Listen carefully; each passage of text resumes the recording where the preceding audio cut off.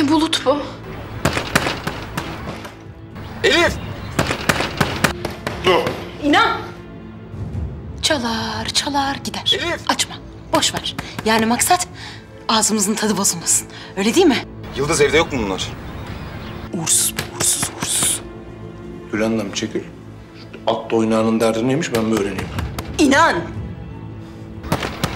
Elif! Bunlar yok mu bunlar? Öküz görse boynuzunu sakınır. Kim bilir ne yaptılar Elif'ime. Bak başımıza bela olacak bu çocuk. Bu çocuk başımıza bela olacak. Bu bebe mi? Ben o bebeği yerim be, yerim. Gel bakayım sen, gel. Elif'in telefonu evde. Yalan söylüyorlar. Ne oluyor lan? Ulan var ya seni artık yeter ha! Elif nerede? Nereye sakladınız Elif? Nerede Elif? Hayda. Sabahtan beri herkes aynı soruyu bana soruyor ya. Madem öyle çift taktıraydınız da takip etseydiniz kızı. Nereden bileyim ben ha? Elif! Bana bak birader. Sen artık fazla oluyorsun evin ortasında böyle yalı kazığı gibi. Bak inan. Bak güzel kardeşim. Ne seninle ne de ailenle hiçbir problemim yok benim. Sadece bana Elif'in nerede olduğunu söyleyin ve hemen basıp gideyim buradan. Tamam mı? Ben vereceğim sana Elif'i, gel. Gel. Bas git lan. Bas. Elif! Görürsün lan sen. Öyle bağırıp çağıracağına Elif'in nerede olduğunu söylesene. Bana bak kız. Elif yok diyoruz, yok. Anlamıyor musun sen? Ha? Elif burada yok. Defolun. Defolun gidin çıkın bu evden. Nereye sakladınız Elif'i? Ha? Nereye sakladınız kızı? Bak bir de odaları karıştırıyor. Terbiyesiz. Genç kızım var benim. Genç kızım bu evde. Ulan bir tane mi kızın var senin? Elif senin kızın değil mi? Bana bak. Bu işin sonu çok fenaya varacak. Çık git. Defol git bu evden. Eğer bana Elif'in yerini söylemezsen hepinizin başını belaya sokarım. Anladın mı beni? Hapislerde sündürürüm sizi. Nerede Elif? Cemre. Ara. Hemen polis ara kızım. Ara. Gelsinler kızım.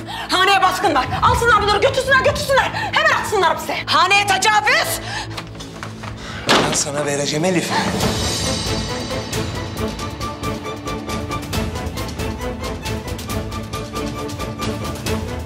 Geldi, vereceğim Elif. Bak oğlum kendine gel. Oğlum yapma oğlum. Değmez oğlum değmez. Yapma. İnan bak kendine gel.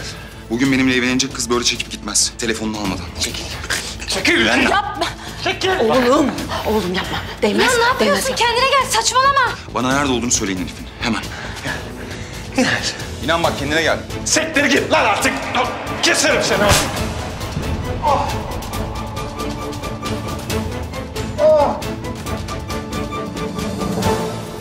Bir an önce yerini söyle. Yoksa hepiniz ödetirim bunu. Anladın mı? Bilmiyorum. Anlamıyor musun sen? Elif nerede? Bilmiyorum. Oğlum. Bir tanecik oğlum. Ne yaptın oğluma? Travma mı geçirdi çocuk senin yüzünden. Komşular yetişin. Gitti oğlum. Oğlum gitti. Hah. Geldi polisler gördün mü? Hadi git. Alacaklar seni şimdi. Onlara anlat derdini. Yıllarca yersin inşallah. Da film koptu. Ay, memur bey ne oldu? Hanımefendi müsaade edin bir dakika. Cinayet mi?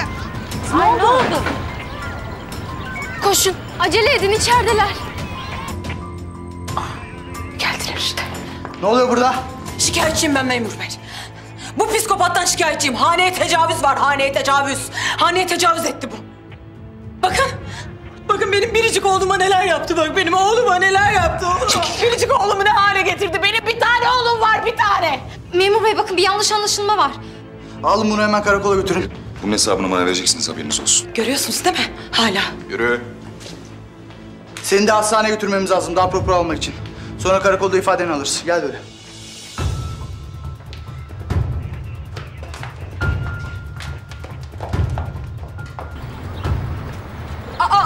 Ne oluyor? Ay ne oluyor?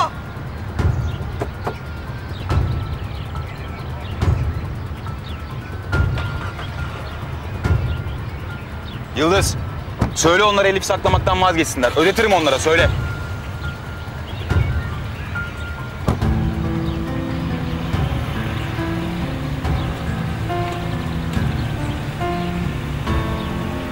Gülendam. Yine ne oldu kız? Karışma sen. Karışma sen artık böyle her şeye. Siz.